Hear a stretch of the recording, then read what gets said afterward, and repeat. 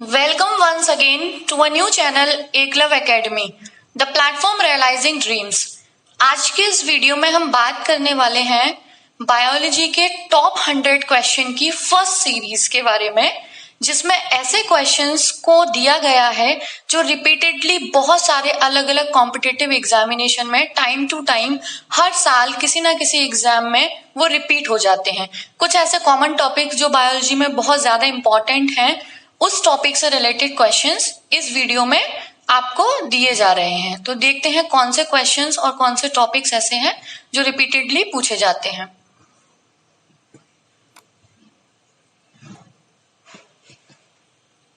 First question, beriberi रोग किस vitamin की कमी से होता है?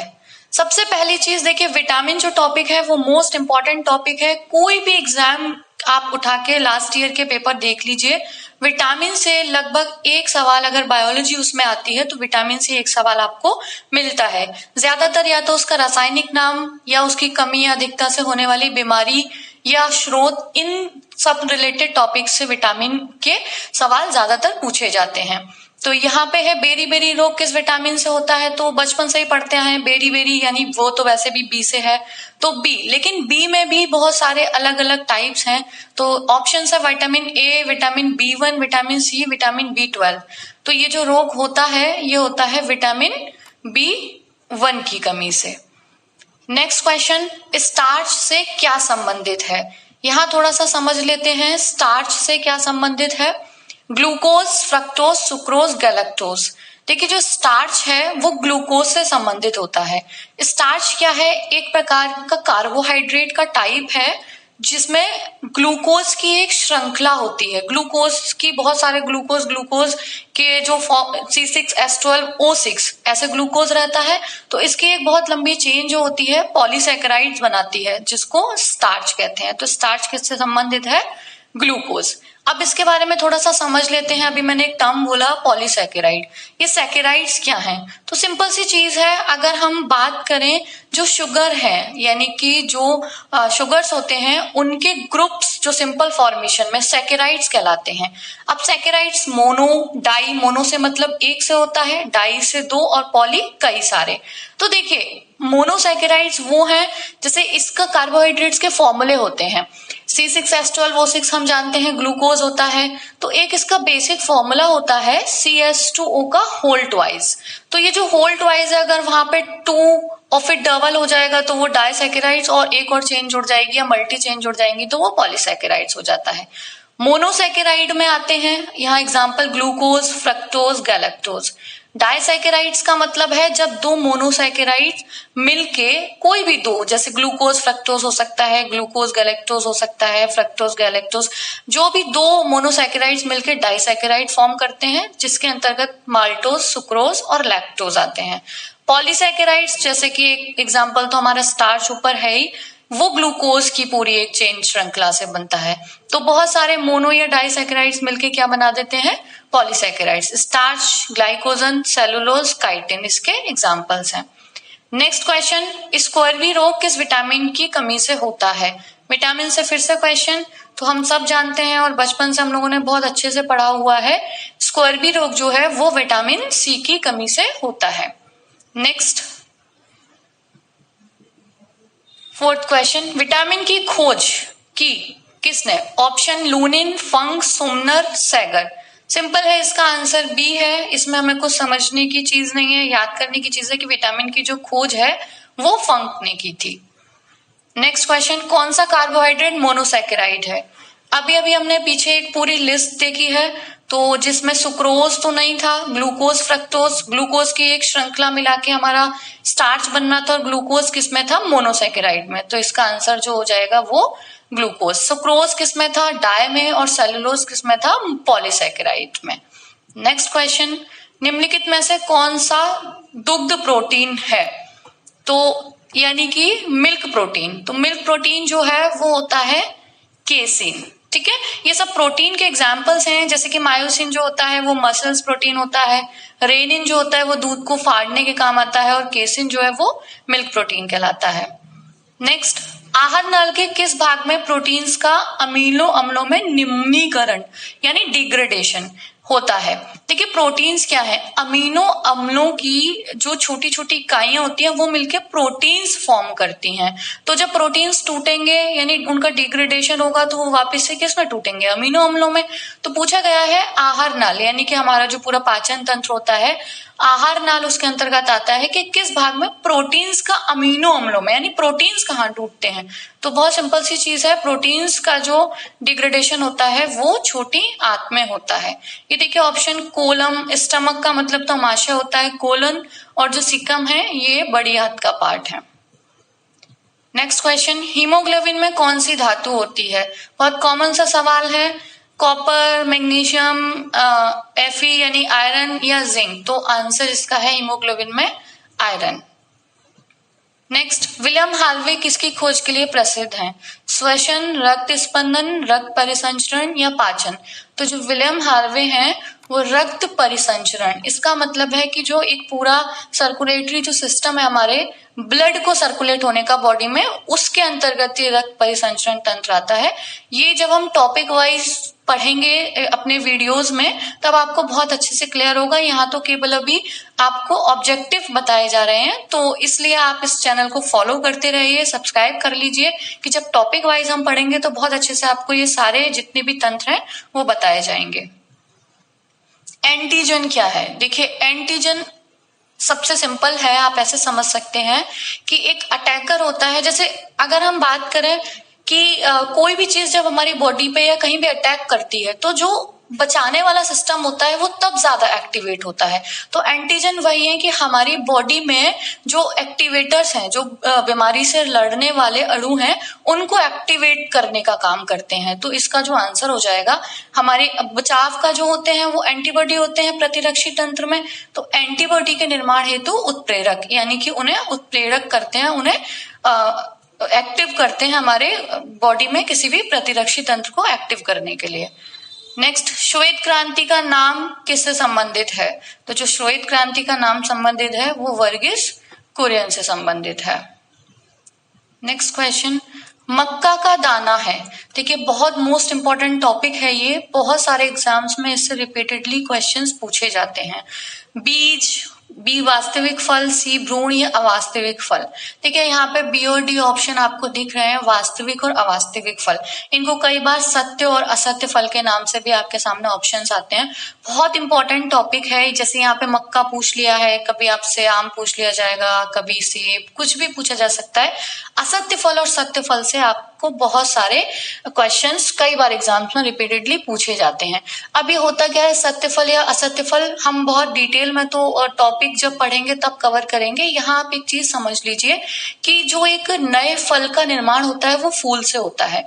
अब जो फूल होता है उसमें मेल और फीमेल दोनों पार्ट होते हैं, और जो ओवरी पार्ट होता है वो हमेशा फीमेल, किसी भी चाहे वो कोई मतलब जंतु हो या फ्लावर हो, तो फीमेल पार्ट में ओवरी पार्ट होता है। ठीक है, तो जो ओवरी से डेवलप होते हैं जो फल वो वास्तविक फल होते हैं, और जो ओवरी से डेवलप ना होके फ्लावर के और किसी पार्ट से डेवलप हो जाए वो होते हैं अवास्तविक यानी कि असत्य फल।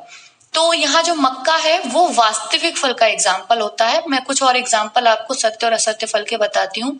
आम, मटर, मक्का, अंगूर ये सब सत्य फल में आते हैं, और सेब, काजू, नाशपाती, लौकी, ये जो अक्सर कर मैं वो एग्जाम्पल्स बता रही हूँ जो रिपीटेडली एग्जाम्स में आए हुए हैं। ठीक है, तो ये सब असत्य फल में आते हैं। नेक्स्ट क्वेश्चन, कोबाल्ट धातु किस विटामिन में होती है? तो कोबाल्ट जो धातु होती है वो विटामिन B12 में होती है। वायरस रोग है, देखिए इसकी एक बहुत अच्छी वीडियो, वायरस, बैक्टीरिया और प्रोटोजोआ से होने वाले रोगों की शॉर्ट ट्रिक, जो आपको कुछ ही 2-4 मिनट में एक बार में ही रट जाएगी। आपको एक वीडियो दे रखी है, आप उसको एक बार फॉलो कर लीजिए, उस वीडियो को देख लीजिए, आपको बिल्कुल क्लियर हो जाएगा। कभी भी आप वायरस, बैक्टीरिया और प्रोटोजोआ से होने वाले रोग में कभी कंफ्यूज नहीं होंगे। तो जो वायरस से रोग है, अभी अगर हम बात करें, देखिए मैंने आपको उसमें 3 टैगलाइन बताई थी। काम पे सोने की बीमारी पड़ गई, रिया मोनी सिर्फ काली टीवी को प्ले एंड थ्रो करना है, और खासकर इन पीले बीज को पीस लियो। तो इनसे इन्फ्लुएंजा, और खासकर इन पीले बीज को पीस लियो, ये वायरस रोग था, वायरस रोग वाली लाइन थी। तो इसका आंसर जो होगा वो इन्फ्लुएंजा। डिप्थीरिया, टाइफाइड और हैजा ये तीनों ही बैक्टीरियल डिजीज हैं।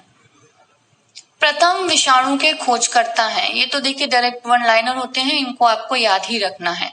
तो जो प्रथम विषाणु के खोजकर्ता हैं वो एवनोस्की हैं।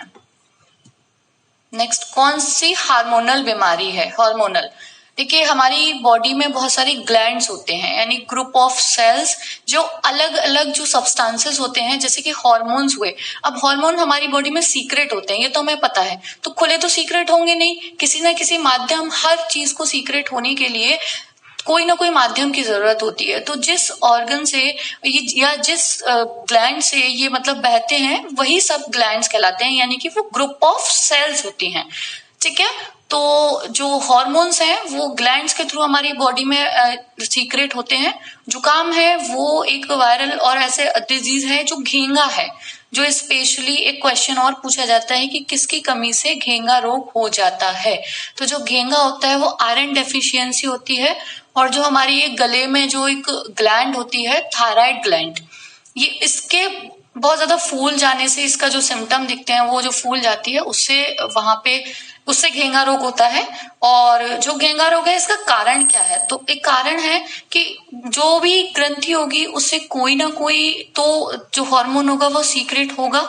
तो जो उसका सीक्रेशन होता है जिस हार्मोन का थायराइड ग्लैंड से, या तो वो बहुत एक्सेस में हो जाता है या कमी में, तभी वो घेंगा रोग होता है। नेक्स्ट, एक सामान्य मनुष्य 1 मिनट में सांस लेता है। तो एक सामान्य मनुष्य 1 मिनट में सांस लेता है, इसका जो आंसर होगा 10 से 15 बार, 20 से 25 बार, 14 से 18 बार, 25 से 30 बार। तो इसका जो आंसर है वो है 14 से 18 बार। सबसे लंबी कोशिका है, देखिए मोस्ट इंपॉर्टेंट टॉपिक या मोस्ट इंपॉर्टेंट क्वेश्चन, लंबी कोशिका, सबसे छोटी कोशिका, इस तरीके के सवाल आपसे बहुत ज्यादा एग्जाम में वन लाइनर पूछे जाते हैं।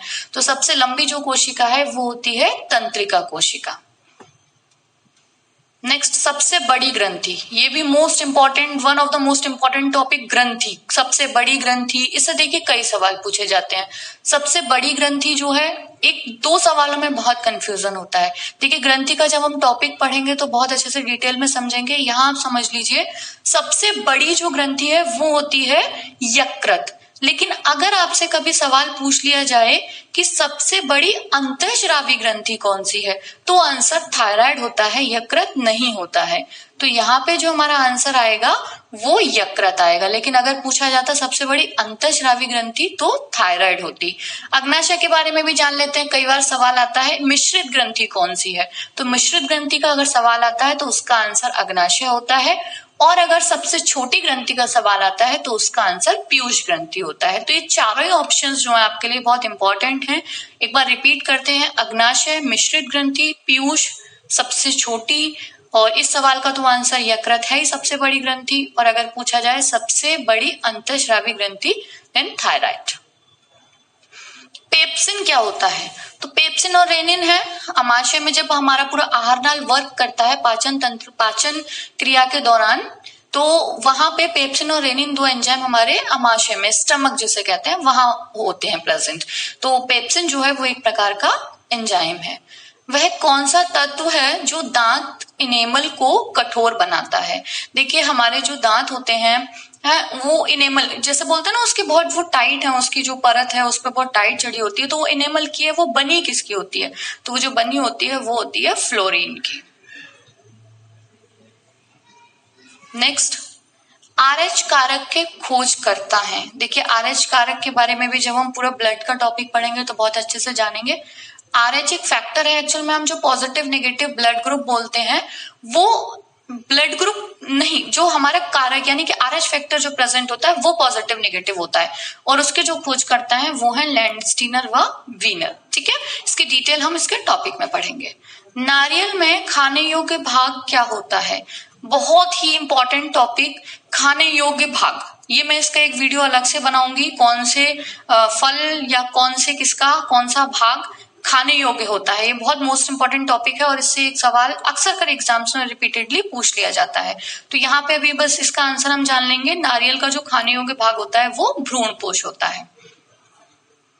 किस रूप में प्रोटीन्स का शरीर में संचरण होता है? तो प्रोटीन यानी कि हमारी बॉडी में जो संचरण होता है वो किस रूप में होता है।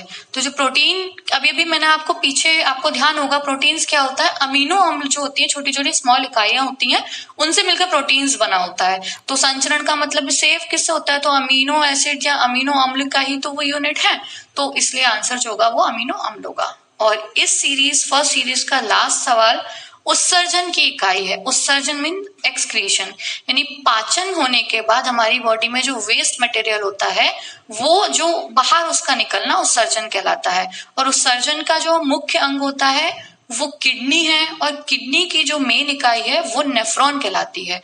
तो जो आंसर हो गया वो नेफ्रॉन हो गया। आई होप कि आपको ये 25 क्वेश्चंस अच्छे से क्लियर हुए होंगे। और अगर इसके टॉपिक्स को डिटेल में हमें जानना है तो इसके लिए हमें टॉपिक वाइज जो वीडियोस अपलोडेड होंगी उनको देखना होगा। Thanks for watching this video. अगर आपको ये वीडियो अच्छी लगी है और आप चैनल से जुड़े रहना चाहते हैं तो सबसे पहले वीडियो को लाइक करिए, चैनल को सब्सक्राइब करिए और अपने दोस्तों के साथ शेयर करिए। बहुत जल्दी अगली वीडियो के साथ मिलते हैं इसकी सेकंड सीरीज में। Thank you.